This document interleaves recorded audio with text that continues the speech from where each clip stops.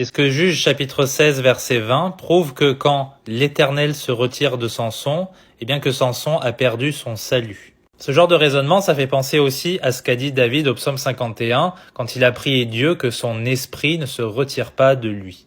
Alors le problème, c'est que beaucoup de gens, ils font des syllogismes, ils font des associations sans comprendre la différence entre le Saint-Esprit, comment il opérait dans l'Ancienne Alliance et comment il opère aujourd'hui sous la Nouvelle Alliance. Les gens se disent, si le Saint-Esprit est sur moi, c'est que je suis sauvé. S'il se retire de moi, c'est que je ne suis pas sauvé. Non, ça marche pas comme ça, puisque par exemple, Balaam, sous l'Ancienne Alliance, qui n'est certainement pas sauvé, d'ailleurs, il est un faux prophète d'après le livre de Jude et de Pierre chapitre 2, l'Esprit a reposé sur lui pour qu'il révèle certaines choses. Et pareil pour le grand prêtre sacrificateur, au temps de Jésus-Christ, on était encore sous l'Ancienne Alliance, il a dit des choses inspirées de l'Esprit alors qu'il n'était pas sauvé, qu'il ne croyait pas en Jésus-Christ.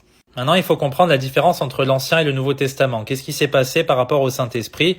Le Saint-Esprit sous l'Ancienne Alliance ne restait pas forcément de manière permanente sur le croyant. C'est pour ça que David prie pour que l'Esprit ou la présence et la puissance de Dieu dans sa vie ne s'éloignent pas de lui. C'est ça que David demande. Il ne demande pas à ne pas perdre le salut. C'est ridicule, c'est hors sujet.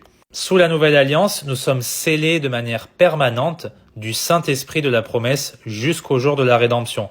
Pourquoi ? Parce que maintenant, nous sommes le temple du Saint-Esprit, là où réside le Saint-Esprit. Dans l'Ancienne Alliance, le temple, c'était pas le cœur des croyants, c'était un endroit particulier, et c'est pour ça que la présence de Dieu s'y trouvait généralement à Jérusalem. Donc que ce soit Samson ou que ce soit David ou que ce soit d'autres personnes dans la Bible comme Saül qui a eu l'esprit qui s'est retiré de lui, il est question d'avoir la puissance de Dieu qui se retire de toi et après tu vas être faible. Et c'est ce qui s'est passé du coup pour Saül comme je l'ai dit et pour Samson. Quand il a perdu sa chevelure, il est devenu tout faible, les Philistins ont abusé de lui, lui ont enlevé les yeux, etc., etc. On connaît l'histoire.